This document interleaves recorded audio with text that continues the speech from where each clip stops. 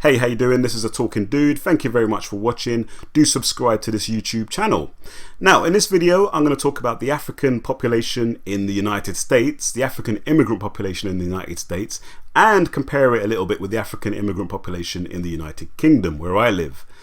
So, this was an article that's come out on Pew Research Center. They've released some more stats to show that the African immigrant population in the US is steadily rising. It's basically doubled every decade since 1970, going from 80,000 in 1970 to 2 million in 2015.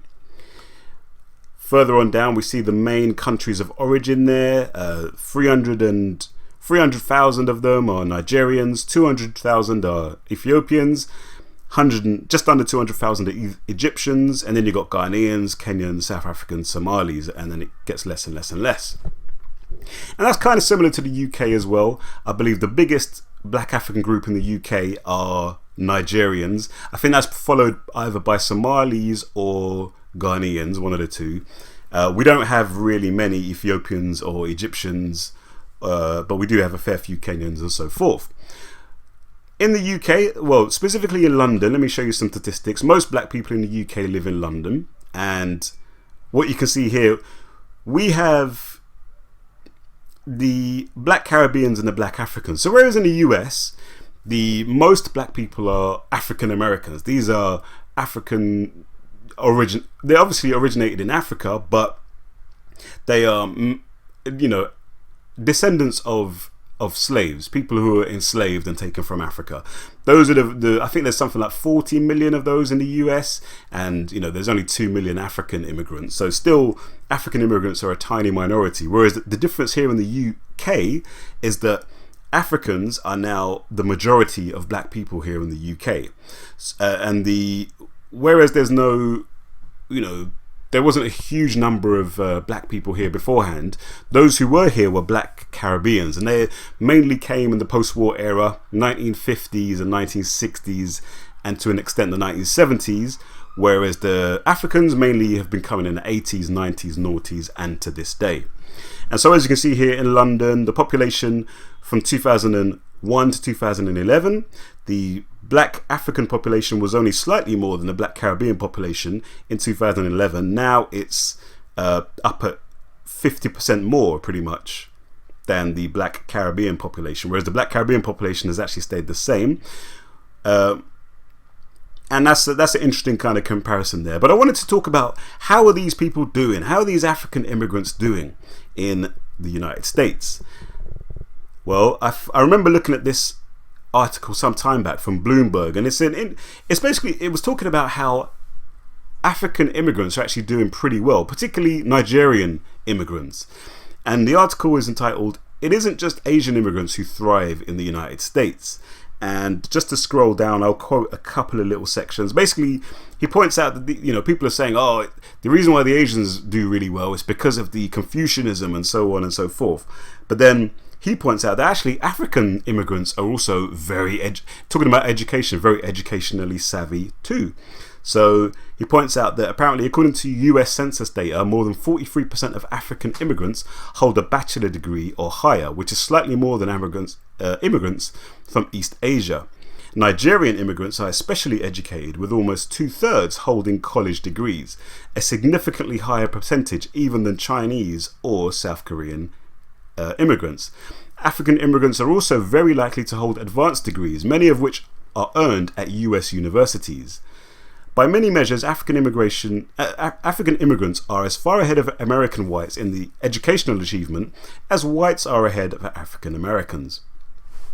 And in the UK, it's a similar story, actually. So this is a study, I believe, let's have a look what year this is from. This is from, I think it's from 2010 or thereabouts, and it's a longitude, 2007, sorry, so there you go.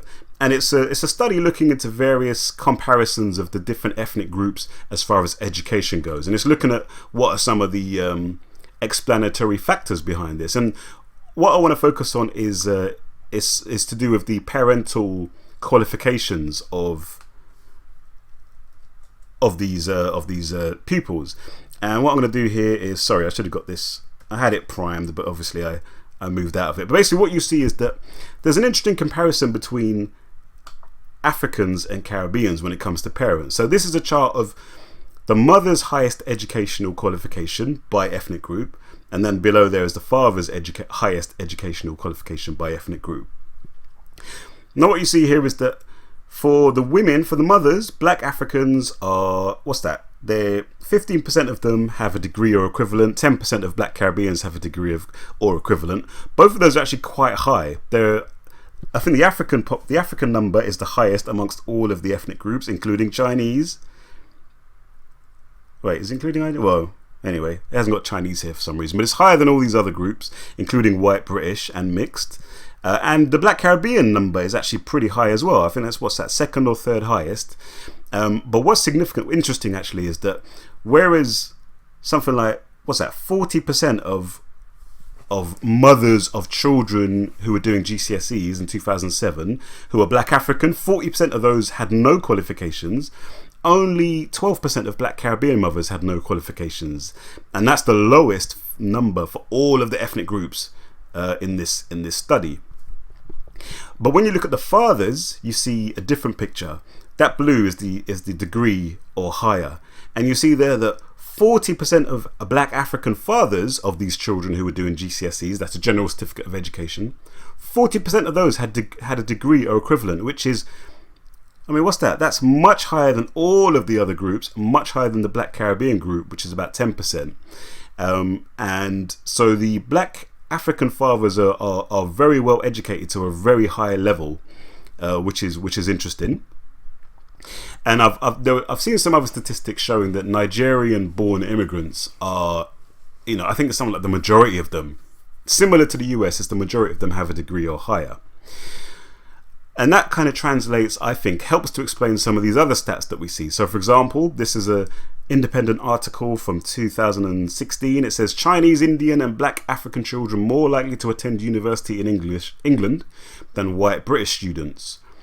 And I'm focusing specifically on this chart here. As you can see, the groups most likely to attend university of young people in these different ethnic groups: 75% of Chinese young people will go to university, 67% of Indians, 56% of black Africans, 56% of other Asians, and you have to go all the way down here to 41% of other black, and only 37% of black Caribbeans, and only 32% of white British young people are going to go to university. So black Africans their parents are, particularly fathers, are very highly qualified, and they themselves, black African youngsters, are much more likely to go to university than other groups. Another thing to look at is the school performance of this is partly what helps to explain what the likelihood of going to university. This is from 2013, and it's looking at the percentage of children of all these different ethnic groups who get 5 A to C GCSEs, which is basically the high level of GCSE qualifications. And what you see here, I won't break down into all the different groups here, but just to show, 58% of white GCSE students got that high grade. 58% of mixed students got that high grade. I won't break those down at the moment. 61% of Asians, 54% of black students. So black students is the lowest figure there, but when you break down the black figure, you see that black Caribbean students, 48% of those got the 5 A to C, which I think is, of the major groups there, that's the lowest proportion. Yeah, that's the lowest proportion, whereas 57.9, basically 58% of black African students got that high grade, which is up there with the better performing groups. And what I want to point out to you as well, which is interesting here, is that if you look at mixed people, white and black Caribbean and white and black African, okay, the white and black African number is smaller, much smaller, but look, 49% of white and black Caribbeans got the high grades, and 57% of white and black Africans got the high grades. What that suggests to me is that there's a cultural thing going on there. Cultural thing going on there with regard to these educational attainment. That is further emphasized or further supported by looking at GCSE results broken down by ethnicity. So not just race, but by and not just black African and black Caribbean, but by ethnic groups. So black Ghanaian, black Nigerian, black Somali. And what you see here is that in 2003 is the blue one, 2005 is the red one.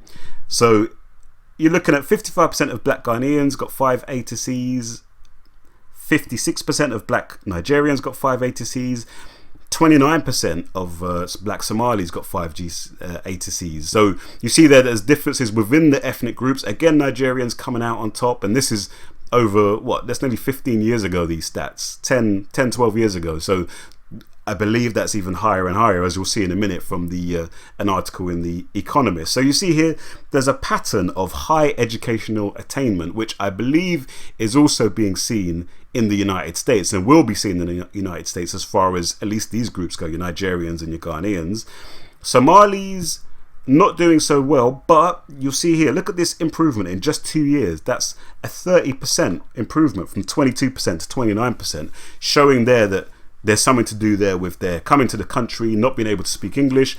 Somali immigrants are mostly refugees because of the war that's been raging there for 20 odd years, and so obviously they don't have quite the same level of stability to come from and the educational background and whatnot. But give them a couple of years, they seem to be getting better and better and better. Going back to the article about the African immigrants in the United States, what else is there? Actually, no. It says, if you go down here, it says that education, that's the education of the Africans, translates into higher household income. Nigerian Americans, for example, have a median household income well above the American average and above the average of many white and Asian groups, such as Dutch or Korean, such as those of Dutch or Korean descent. Now, in the UK, it's not quite as straightforward as that. I'm going to read out. This is an article here. Well worth looking at this article. It's in The Economist, and it's called Black Britons, the Next Generation. Talking about some of these demographic changes and comparing black Africans to black Caribbeans, pointing out that now that Black Britain is African. And you can see this, by the way, if you look at the musicians and the actors. Think of any black British musicians and black British actors that have emerged in the last 10, 15 years. Idris Elba, half Sierra Leonean, half Ghanaian. What's that guy's name? Chiwetel Ejiofor, if I'm pronouncing his name right, Nigerian. Almost anyone you can think of is going to be African. Almost all of them are going to be African. And then musicians, Skepta, Nigerian. Stormzy, I think Nigerian. Fuse ODG, of course, is Ghanaian. Dizzy Rascal, even I think Nigerian. Basically culture is leading the way. What's the dude's name from Star Wars? The guy from Star Wars who played Finn. He is, I think, Nigerian as well. So anyway, let me read a little snippet from this very fascinating Economist article. It says this. Let me have a look. I'll cut straight in. It says Caribbean households are, on average, much better off than African households. In 2009, the Office of National Statistics found that the average that's the average Caribbean household, had £76,000 in assets against £15,000 amongst Africans. Caribbeans also fare better at work. Africans are less likely to be employed and more likely to toil in low-skilled occupations. Much of this is down to their recent arrival. Although 4 out of 10 have degrees, more than any other group other than Chinese and Indians, many studied at unrecognised foreign universities and some speak little English. As a result, 41% of African graduates work in non-graduate jobs compared with 28% of Caribbeans. Their employment rate is dragged down by some groups that have particularly struggled. Few from the mainly refugee Congolese or Somali communities are in work, for example. And then we scroll down here. Yet the fact that much of their disadvantage is owing to their recentness suggests that with time it will be overcome. Many are richer than the first wave of Caribbeans, and that's an important one actually, that you look at the situation that African immigrants are, the first wave of African immigrants, and compare that with the first wave of Caribbean immigrants. Well, Caribbean immigrants have advanced and done really well in a lot of ways over those years, and you can expect to see a similar trajectory for African immigrants. Back to the article. New Nigerian immigrants are less likely to be employed than new Jamaicans, but This stops being the case after 5 years in the country, according to the ONS. And although Africans are more likely than whites to be in low-paid work, the gap disappears once factors such as age, occupation, and language have been controlled for. As new generations are minted and the old ones learn English, earnings can be expected to rise. And I'll read this last little snippet here. There is already progress in schools and universities. In 2014, 68% of Africans got 5 good grades in their GCSEs, the exams taken at 16, compared with 65% of whites and 59% of Caribbeans. They are far more likely to continue their education, as we've seen. Indeed, the poorest Africans are as likely to go to university as the wealthiest Caribbeans. Although there is little difference in performance at primary school, now here's interesting, Caribbean children, quote, lack the support that's needed to deal with the choppy waters of secondary school, says Tony Sewell, the founder of Generating Genius, a charity. Africans, as new arrivals, have the mindset that there's always something worse than schoolwork out there. Now I'll stop there. That's an interesting point there to start to sort of compare things with Africans and Caribbeans. One thing I will say is that this whole thing about education, we shouldn't make too much of it, because particularly in this day and age of oversaturation of students, it makes sense for more young people to forget about uni and go into the workplace, go into a trade, become self-employed. I believe self-employed numbers are much higher amongst black Caribbeans than amongst black Africans. And if you're self-employed and you're earning more as a result, then you're more able to build up your own assets and be able to support a family and so on and so forth. So these are all very interesting things. I suggest you read the articles that I've quoted. What I want to do is to finish with a quote from Josephine. My name is Josephine. Subscribe to this channel.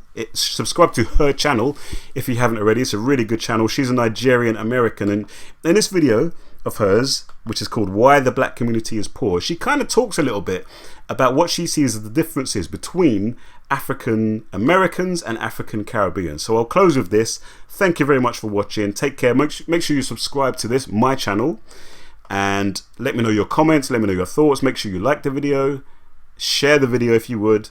Take care. I'll see you soon. So what makes other black ethnicities different? Well, the culture is different. I'm Nigerian and my parents immigrated here with no money and basically started from scratch. But now they're doing very well. They infused in my brain since I was a kid that hard work and education is the only way to make it in life. And because their hard work paid off, I took it as fact.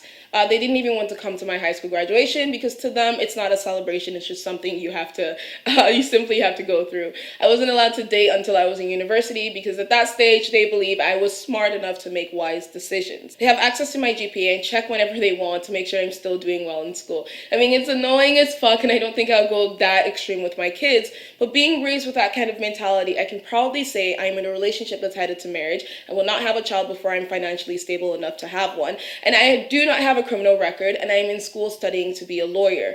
I'm no success story, but at least I have potential to be because of my upbringing. Look, your life choices determine how well you do. There are 3 easy steps to almost guarantee a successful life. 1, stay away from crime. 2, graduate college with a good degree and not women and gender studies or African studies. 3, plan for kids wisely. In other words, only have kids when you're sure you can afford it. If